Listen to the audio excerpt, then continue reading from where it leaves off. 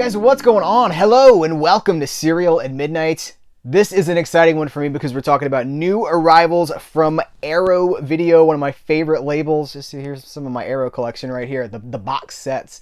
Arrow just continues to crush it when it comes to all different kinds of genres, really. It's not just one specific thing, but they are so in tune with what's happening right now with the community, the movie fan community. So let's kick it off with 4K coverage. I feel we got to start with RoboCop, right? Your move, creep. This is an amazing movie, right? I'm assuming everyone that's watching this has actually already seen RoboCop, but listen, if you've never seen RoboCop and you're coming to this for the first time, like if you're buying this 4K for the first time, or this is your first, I want to hear from you. How have you not seen? It's like people that have never seen Star Wars. I'm like, did you make it a goal to not see? How did you avoid it all these years? I'm older than RoboCop. RoboCop was always on TV when I was a kid. I love this movie, and now this is the ultimate upgrade because this is the new 4K hotness that contains, first of all, come in. Hello, yes. I love these super sturdy boxes, you guys. They're pretty awesome. They are so thick. I love these. What are they? The chipboard? Is that what these are? There's some classy name for it. By the way, here is the front of the packaging. You know what? This is everything that's included here. If you want to freeze frame that, I'll export this in the 4K review in 4K for all those that have the resolution for it. If you want to freeze frame that and check that out, you can. But let's see what's. That's what I haven't looked at that until now because I wanted to do it on camera. All right. This is the Ultimate Edition because one, we've got all these cool pack-in goodies. Two, this is like everything in the kitchen sink, including, sweet RoboCop. The theatrical cut on 4K and the director's cut. They're almost the same length, right? You're like, what's the difference? If you've never seen the director's cut, it's so much more violent. I tweeted about this. I was like, I forgot that that RoboCop should be called Squibs the Movie, because it's just like, just squibs firing off. So many squibs in this movie. It's so violent. One guy gets basically turned into like liquid, but it's so ridiculous. So they're almost identical in running time, but there's so much more violence in the director's cut. Here's a question for you guys. Can you go back to the theatrical cut? After you've seen the director's cut, I really want to know. So you'll note there's no Blu-ray here. In fact, if you already have the Blu-ray and you're not 4K capable, here's what you need to know. This does not have you covered as far as Blu-ray. This is a 1-to-1 upgrade of the Blu-ray edition, the Blu-ray limited edition, because all this stuff here, disc-wise, is it's completely the same thing as the Blu-ray, except now we have 4K. Right? So if you don't have a 4K player yet, you will not be able to play these. Just PSA, right? Public service announcement. So let's talk about what's included. We got this cool sticker. That's cool. We've got these miniature lobby cards, which first of all, this is on the back of all of these. Boom. Boom. Shadizzle. Shadazel, Shadongle, Shabeezel? I don't know. I think that's all of them. And then this does have the reversible artwork under this. It matches, so the reversible side is this artwork. But of course, I liked it. This is the artwork I grew up with. The ad for the NES game was ever present in every comic book that I read around this time. And this is so iconic to me. And it's a good thing because this limited edition, booklet in a second, this limited edition includes a reversible poster with that new artwork. But guess what? My beauty right there. Oh yeah. I love these presentations from Arrow. And I also love that for guys like me who care about these movies, they care about how they were made, what people think about them, these booklets that come with these limited editions. This thing looks like about 80 pages, an 80-page perfect bound book with essays about cast and crew, Tales of Blood and Steel, the original production notes about the cast, about the filmmakers, RoboCop Rob, Robotech and the generation that grew up with it. That's me. I'm the generation that grew up with RoboCop. There's so much to be said about the influence of this movie. Frank Miller going into RoboCop 2 and then trying to, the stuff he was doing in comics, and then you see the talking head stuff, like the TV motif pops up that's in The Dark Knight Returns, right? Isn't that in Watchmen as well from Alan Moore? There's just so much influence that was all happening around the same time. So tons and tons of stuff. I'm not going to go through every bit of this because we'd be here for a really long time, but I'm just going to tell you guys that it is hours of stuff. If you like, pretty much everything, I think everything that's ever been produced about RoboCop is pretty much here. There's even an Easter egg. There's a ton of stuff here, including so we got the director's cut, the theatrical cut. There's even TV stuff here, the edited for TV version. A compilation of alternate scenes from 2 edited for TV versions, including outtakes transferred in HD. It's amazing stuff. If you love RoboCop and you're 4K capable, this is your Christmas. But we're not done with 4K because we're also going to talk about An American Werewolf in London. I love this movie. This is one of my comfort movies, and it has been for a long time. This is my favorite werewolf movie. I don't know, Wolfman, Universal Monsters. But that's almost a different thing, right? But I adore this movie. John Landis. I was in Yugoslavia schlepping equipment back and forth to the set, and I saw these people burying a corpse, and I thought that'd be a great movie. Because anyway, we're not here for my Landis impression, but I do love this movie. Again, the sweet original artwork is included here on the reversible art wrap.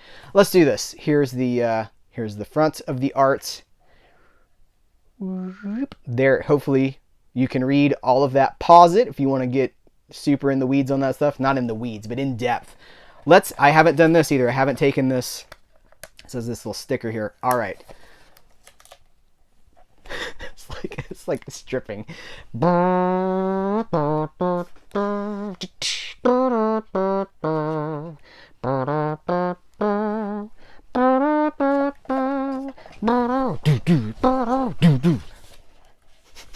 in the world? Let's talk about what's included in here, because we've got, as you know, we've got another sweet booklet. Again, it's not a book. It's not a booklet. It's a straight up book, and there's some stuff here that Sick as a Dog, body horror in An American Werewolf in London. Let me get back to this one.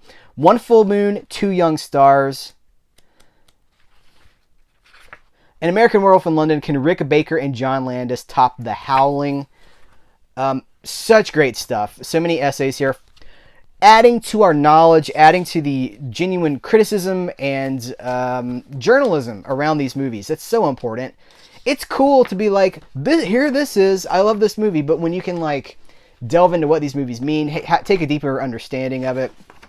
I mean, that is just so good.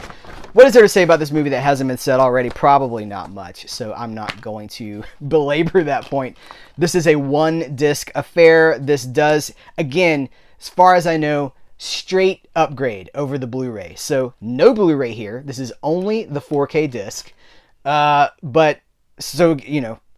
Purchase accordingly. But everything that was on that Blu-ray edition, this is just here it is in 4K form. We've got more lobby cards. I should do, in the spirit of this movie, I should do doo-wop music or something. Bomb, bomb, bomb, dang, dang, dang. Bomb, da bomb. Dang, da da dang. Ding, da dong, ding. Blue Moon. Isn't it great the way that John Landis uses music to undercut the drama and the horror? Something horrible happens on screen and it's this extremely emotional moment. And then he counterpoints that with boom, boom, boom. It's just like doo-wop. It's such a genius move. I don't want to spend too much time on these 4Ks, but I also want to say, like, one of the things that this has that I love on it, and it's a reason to purchase it already, is the Daniel Griffith Ballyhoo documentary about the werewolf tradition at Universal. The specific title, Mark of the Beast: The Legacy of the Universal Werewolf. It's about an hour and 20 minutes, I believe. It's feature length. Daniel Griffith, who's a friend of Serial at Midnight. We've talked to him multiple times here. And there's a playlist. If don't just watch the videos that YouTube serves to you. Go to the YouTube homepage for Serial at Midnight and find what you want to watch. Because I've got like 800 and something videos. So many of them are organized in playlists. And there's a Daniel Griffith playlist where he talks about things that are coming this year and things. It's great stuff. He talks to John Landis. He talks to Joe Dante. He talks to the effects guys. Oh my gosh, all the stuff, so many people that were associated with this movie. C. Courtney Joyner, another friend of Serial at Midnight. They do this lengthy survey of the history of the Wolfman, the werewolf at Universal, because of course this is a Universal film, and it is fascinating. And they spend like an hour of the hour and 20 minutes talking about the classic Universal horror stuff, like Frankenstein, Dracula, Frankenstein, Wolfman, boom. Then Son of Frankenstein, Wolfman meets Dracula, all this stuff. It's amazing. So this is absolutely loaded with stuff. Anything you could possibly want here is here. Again, we're not going to go through every bit of this because I don't want to be the YouTube channel that just reads the back of packages. That's not good. So I'd rather connect you with my passion for what I think about these, and it's pretty amazing. Switching gears slightly, you know what? Let's jump to these. We got more box sets to cover, but I'm going to do a hard turn here. We're going to talk about The Phantom of the Mall, Eric's Revenge. This is the standard version. Now, previously, there was a limited edition. I missed the limited edition version that came with the chipboard box and the book of essays and all the cool packing goodies and the posters and stuff. So I only have this standard version. But you know what? It's okay. It's okay. There was actually another disc in that other collection too. So in mine, we've got a flyer for Mill of the Stone Women, which is already out on the Blu-ray. And it's, as stated, it's a one disc affair with reversible artwork. Is that showing up for you guys? Yeah. With the basically, like, I guess the VHS artwork, the legacy artwork for this. But I really dig this. So here's what's here, and this is going to get kind of well, first of all, I'm going to hold it up and you can freeze frame that. I'm not going to read all this stuff to you guys, but here's what is actually included in this one. So 2K restoration of the original theatrical cut. It looks, you guys, I talk about like how lucky we are that we're living in this moment where all this stuff is like, we're the luckiest movie fans in the history of movie fandom. 100+ years of movie fandom, we are the luckiest ones. Remember that Biff Naked song, Lucky Ones? It's in an episode of Buffy, I believe. Who knows what I'm talking about? We are super lucky. This movie was shot on 16mm, and then it was blown up to 35. It's never looked great. And for most of its life, it's been on VHS, and people have been discovering it in these grainy, hazy, washed out, much removed versions of how it was actually shot. This bad boy has just been given a 2K restoration, and it looks so much better than it has any right to look. It's not a super cheap movie. It's not an ultra low budget movie, but it's a modestly budgeted movie, fairly low for what it is, and it's amazing how good these things can look when given proper attention. So it's got the theatrical cut. It's got, looking for what I'm trying. One audio commentary from director Richard Freeman, moderated by filmmaker Michael Felsher. Another audio commentary with Ewan Cant and film historian Amanda Reyes. That's the one I wanted to talk about because Amanda Reyes always shows up for the commentaries. Talk to her about it. She's so good on these things. She's talking about how she gets so stressed out about them, right? Like she's like, they're so stressful doing commentaries, but she's so good at it. She is dropping knowledge. She's like, there's an observation here about seeing a kid in the mall because it takes place. It's Phantom of the Opera in a mall. It's for the 80s generation, right? Into the 90s. It's that like 89 to 91 era. She has a recollection about seeing a girl in the mall who was being busted for shoplifting, and she was screaming that she was being kidnapped. And like, that's interesting. That's a good commentary moment. Audio interviews with the composer. Check this out, you guys. Shop Till You Drop, The Making of Phantom of the Mall. If memory serves, this is about 37 minutes long, and it is warts and all. It is so incredibly interesting to hear the story. Nobody associated with this movie. None of the people that worked, that like created, wrote, conceived, none of the filmmakers involved with this movie are happy with this movie. And you hear the stories, and one guy was like, no, I just left directing and screenwriting altogether and just went into the production side of this. I went into this other area because, like, why, work so hard to bring this thing to life only to have some studio or to have some so-and-so get involved and just ruin it. So I just left. So interesting to get these insights as to how the business works, because it hasn't really changed. It's probably even worse than it was at the time of this. But the Vandals go to the mall. The Vandals have a great song on the soundtrack, and they interview the Joe Escalante from the punk band The Vandals. That's a really cool interview. Made me want to listen to more Vandals, honestly. It's a really cool song. Not politically correct. Obs, not politically correct. Trailers, image gallery. There is a hidden cut of the movie. On the 2-disc affair that has all the cool bells and whistles that I missed out on, there's some other, I think there's a total of 4 cuts, but there's an alternate cut hidden on this Blu-ray as an Easter egg. And it's just a little bit different. It's a, I don't even think they call it anything here because it's not referenced. You have to find it, but it's just a little bit different. It's not something that you're going to want to watch all the time, but it's just cool. I think they ended up with 4 cuts for this movie. Theatrical is probably the best, I suppose, but it's interesting to see. Again, how lucky are we? So Phantom of the Mall, I don't have to preach its merits to you guys. I think a lot of you guys already like it. I think the consensus was, well, that movie's not great. And then a lot of people were like, it doesn't have to be great. It's fun, and I like it. And that's how it all starts to change. That's where change comes from. Where people go, I don't care what you think. I like it. It's not great. It's not like, given the source, Phantom of the Opera, we're like way removed from that. But it's a horror movie in a mall where this guy's like sneaking around in the ducts and stuff, like Die Hard style. It's fun. Just enjoy it. The eight diagram pole fighter. This is the latest kung fu masterpiece. Is it a masterpiece? I'm not sure it's a masterpiece, but it's certainly interesting, and it's very notable because what Arrow's doing with kung fu movies. We've got the Shaw Scope box set, and then they just continue to put out more kung fu movies on top of that too. Someone asked me about this. I believe that the way that this is being handled is like if Arrow has US rights for a movie that they don't have UK rights to, it will not end up in a Shaw Scope Volume 2 or presumably a Volume 3. It'll get a standalone release because I believe, you guys will correct me if I'm wrong, I'm not in the UK, but I believe that the UK, this is available from 88 Films. So Arrow can't release that in the UK because it's licensed to 88 Films, but they can in the US. So here we get this in the US. I think that's right. Always Google. Do your own research. Don't take anything I say as a fact because I'm doing my best, but I'm only human, right? This is a film by Lau Kar-leung, who was basically the fight choreographer, the stunt guy for Chang-Chi.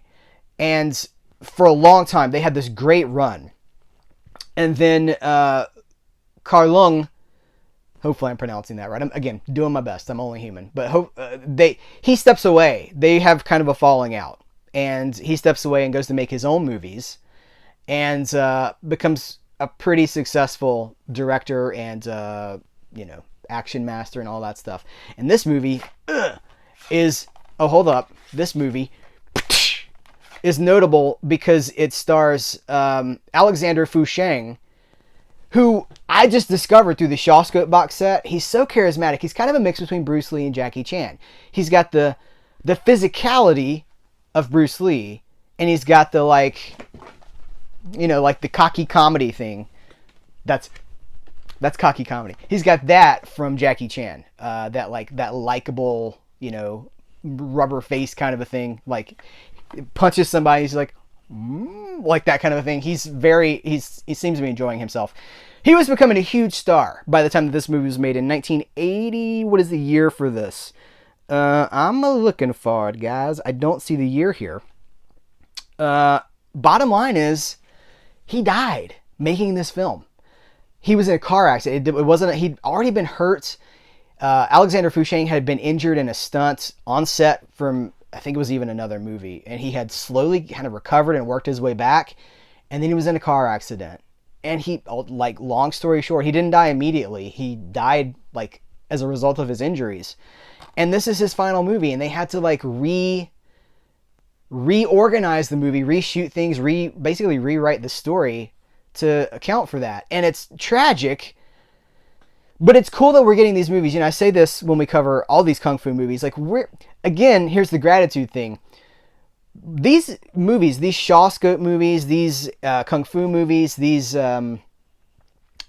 action, you know, whatever these Asian movies. Okay, I'll just do the blanket statement. These Asian movies have not been respected. They've been hard to find. The company that owns these sat on them for decades, for a long time. So some of this stuff wasn't even well represented on VHS, let alone DVD.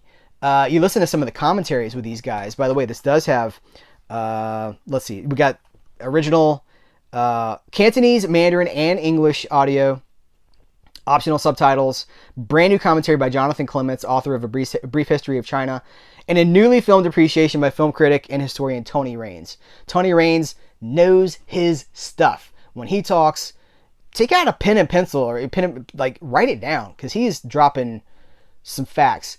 These guys are so upfront about, like, these movies have been off the table for decades. Like, people in Japan, people in China, people in Asia, people in that market, even they didn't see these movies. They missed an entire generation, maybe 2 generations of fans, because they just sat in a vault. Now they're being restored. Now they're being cleaned up, and they're being put out for guys like us, for fans like us. Let's see.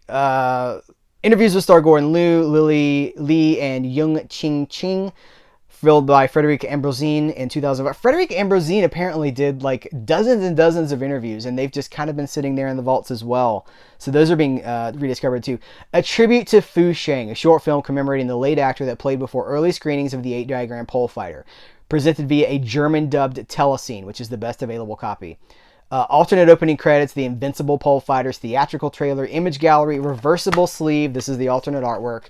Look at how beautiful this is, you guys. I love, again, I love booklets because I don't just like to watch the movie. I like to learn about the movie. And when masters, hey, that's the attitude to approach Kung Fu in, right? When masters teach, you listen and you learn. You bow your head and you respectfully learn. And that's how you become a better film fan. That's how you become a better cinephile. So this is out as well. 2 more box sets, believe it or not. Rogue Cops and Racketeers. 2 crime thrillers by Enzo G. Castellari. Eagle-eyed film fans will know Castellari as a big hero for Quentin Tarantino. He directed the original Inglourious Bastards, which Tarantino loved so much that he then made his own Inglourious Bastards and changed the spelling of the word.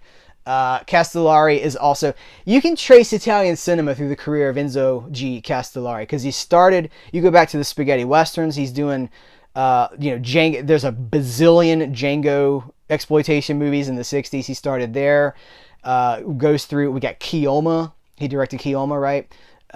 Great stuff that, in the 70s, he's doing the Polizio Tesci, is that how we pronounce it? I'm always so afraid. People jump on you so quickly on the YouTube. But you guys are pretty cool. You're pretty kind. So I think it's pronounced Polizio Tesci.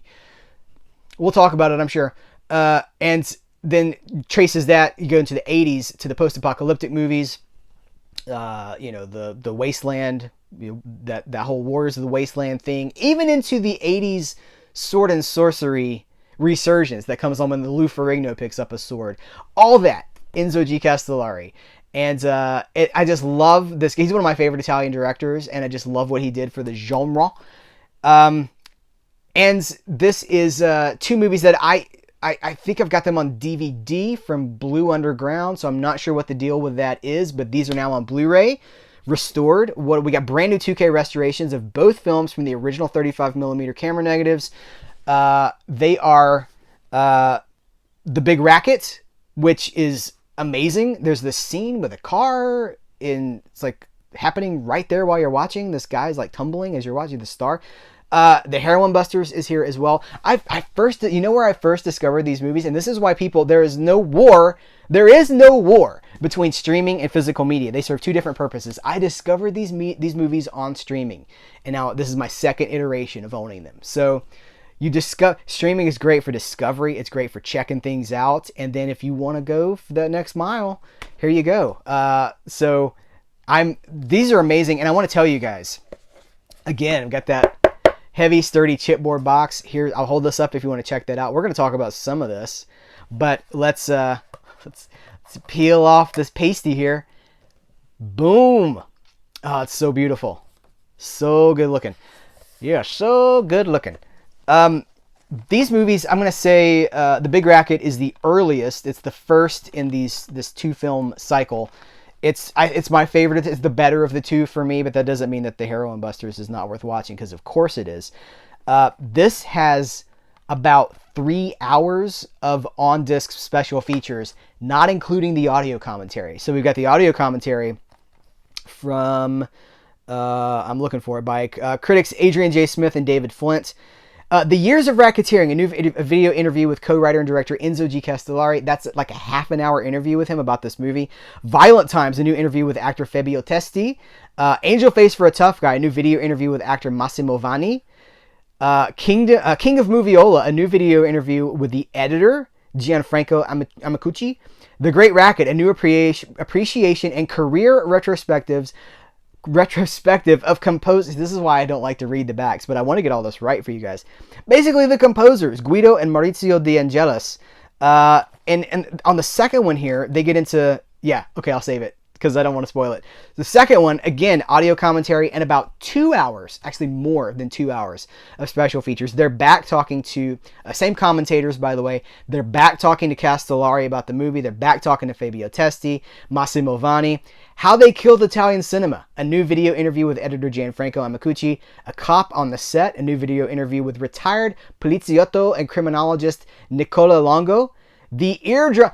Hey guys, hey horror fans, listen. The Eardrum Busters, a new appreciation and career retrospective of composers Goblin by musician and disc collector Lovely John. Theatrical trailer, image gallery. This is not a maybe, okay? When I first started covering a lot of this stuff, when Arrow started putting out like Spaghetti Western box sets, the Vengeance Trails box sets, started seeing Peplum pop up, I was like, guys, there are so many unexplored areas of movie history that people aren't talking about, and they're not really discovering them. And the crime, the Italian crime, the poliziotecci genre is one of those that people are just starting to discover, I think. And these movies are amazing, and they're getting their due. But so many of you guys, I know, so many of you guys are going to be discovering this stuff for the first time via these releases. And I'll say it for the third and final time. We are so lucky. We are living in a golden age where this stuff is getting such gorgeous new restorations. Just like the best presentation imaginable for this stuff. And I am just loving it. You know, for me, the disc is the delivery system. You know, I don't want to fetishize these. This is always the danger for me, because there's so much talk in the community about the collecting aspect of things. For me, it's a delivery system. And as a fan, I want to consume every word, every commentary, every behind the scenes feature. A half an hour with Enzo G. Castellari about The Big Racket, and then almost another 20 plus minutes about the Heroin Busters. He's not going to be around forever, but that's captured forever. I'm going to tell you guys something. I was just watching the new 4K for Some Like It Hot, which is it's from Kino Lorber. But I was just watching that, and there's a legacy interview with Tony Curtis, with Leonard Maltin. Tony Curtis Well, Leonard Maltin sits down with Tony Curtis in 1999 for the 40th anniversary, I think it was, of the movie. Yeah, and they're talking about the new format of DVD, and Leonard Maltin's like, DVD for people that love movies, that care about the films, they have an emotional connection with the film. DVD is the best thing ever because we get to spend time with the people that made these things.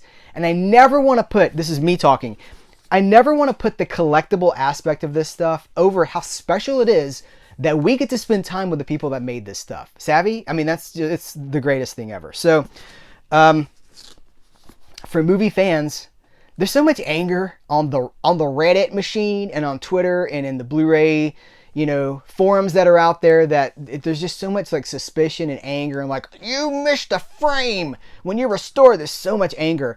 But like, turn around and look back and look at how blessed we are. Look at what is available to us. Again, never in the history of movie fandom, never in the history of cinema have we had access to so much. You don't have to collect a 35mm print of something. You can just own a box set. You got everything you need. So previously, we talked about the Claude Chabrol Lies and Deceit box set. This is 80s into the 90s from the French New Wave legend. I'm discovering these movies for the first time. There's a follow-up. Here's the new.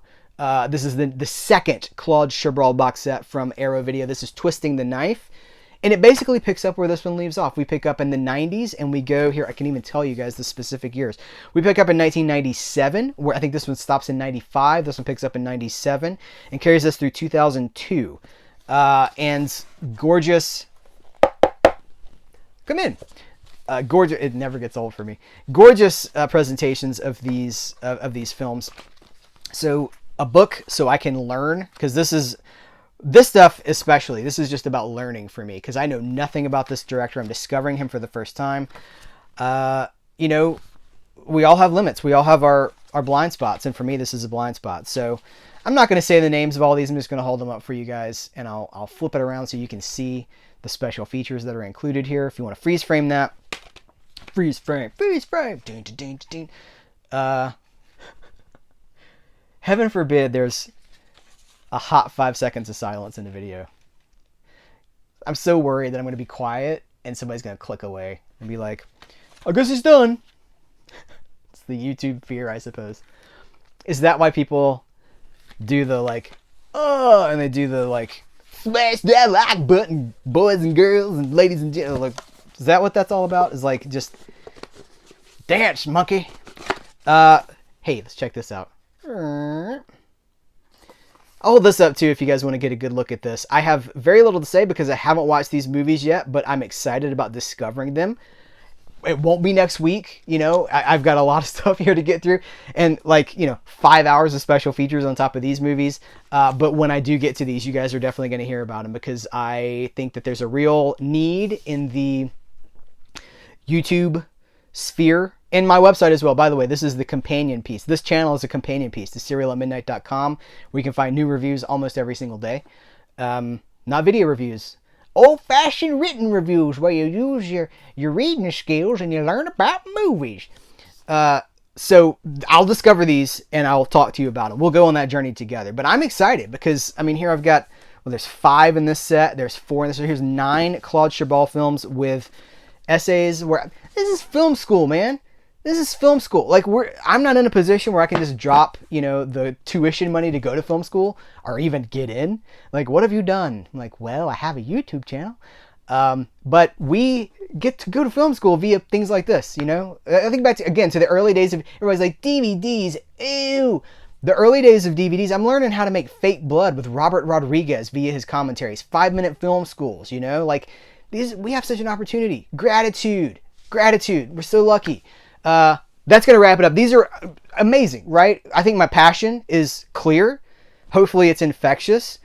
This is awesome stuff. What an awesome time to love movies and to care about how they're made. We do not represent everybody. Most people aren't like us, and that's okay. We are a niche. We are the enthusiast, and we are here, and we're not going anywhere, and we are being served like never before. So let's enjoy it. Drink it in, man. Guys, thank you so much. Take care. Let me know what you think about these movies. By the way, if you like what you see here, head over to our Patreon page. There's over 100 exclusive videos on Patreon. Patreon.com/CerealAtMidnite. This channel exists completely through viewer support. No sponsorships. Nothing like that. Just me, just you guys. So anything you can do to help us would be so appreciated. Guys, thank you so much. Take care. Until next time, I will catch you later.